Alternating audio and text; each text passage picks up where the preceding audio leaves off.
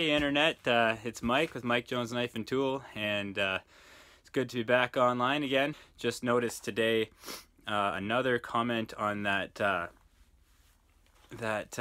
hidden tang, deer antler hidden tang knife or whatever I made. It's up to like 17,000 or something ridiculous views.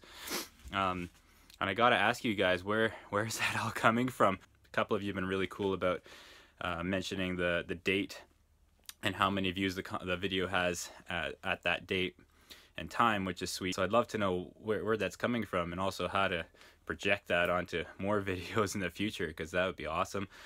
So thanks for all your support, guys. I really appreciate all the views and all the comments. Lots more comments coming through lately.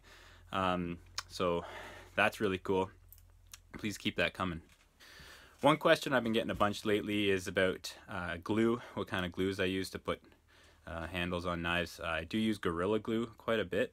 I've been having really good success with that, and we use that at work on the timber frame shop to glue major big timbers together, big structural timbers. I did a little test where I glued one together and tried to split it apart, and I pounded on it with my timber frame chisel for like 10 minutes, and finally the timber just failed before the glue did. So that's pretty good in my books. I also use some epoxy, two-part epoxy. I've been using LePage because it's what I can get locally here. As with any other epoxy, the rule of thumb is the longer the time that you have to use it, the longer cure time, the stronger the bond. So a 60-minute epoxy will be a lot stronger than a 5-minute epoxy. So unfortunately, my plan of spending more time in the shed because I had a kid sure hasn't worked out. Those of you with kids and wives could probably have predicted that one. But it's right before Christmas right now. This is December 10th or something, I don't know, 11th. But it's right down to the wire right now, where I got to get my last few Christmas orders shipped out this week, so they make it to their homes on Christmas. And it's cold lately. You could probably see my breath. We've had this crazy cold snap. It was -28 one day, Celsius. And for the foreseeable future, this week is supposed to be like highs of -20. So it's going to be cold this week.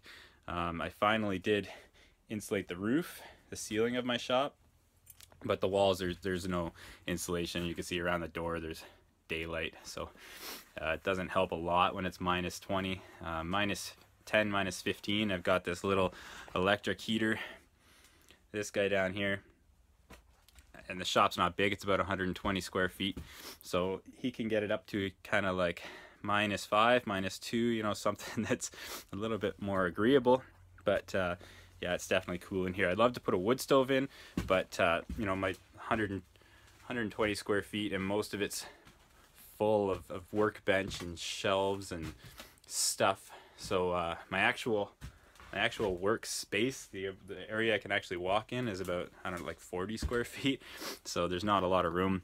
Oh, and also I can't run the heater while running my grinder at the same time because it'll throw my breaker. So there's that.